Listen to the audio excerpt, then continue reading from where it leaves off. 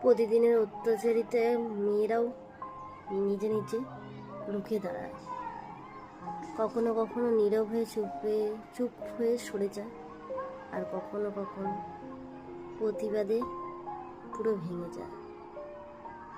দিনের শেষে সেই মেয়েটিই খারাপ হয়। সারা জীবন যখন সংসারের জন্য করবে, কিচ্ছু পাবে না। নিজের জন্য না ভেবে, সংসারের কথা ভেবে নিজেকে উৎসাহিত করে চলাটাকে বোকামি বলে। নিজের সুখ স্বচ্ছন্দ সব বিসর্জন করে পরিবার কি ভাবছে, কে খুশি থাকবে, সেই ভাবতে ভাবতেই সময় চলে যায়।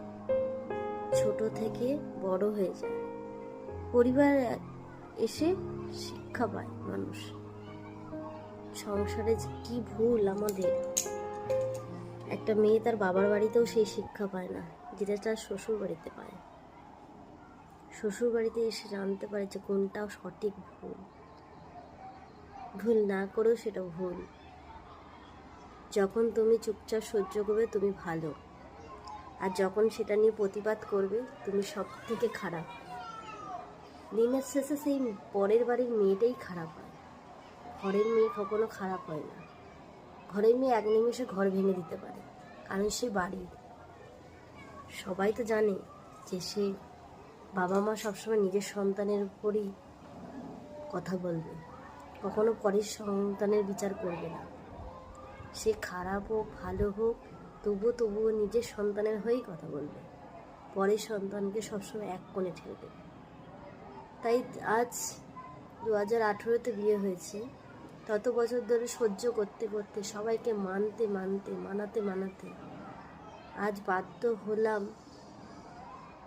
বেসিক্যালি বাধ্য হলামটা বলা ভুল, বাধ্য করলো অত্যাচারিত হতে হতে।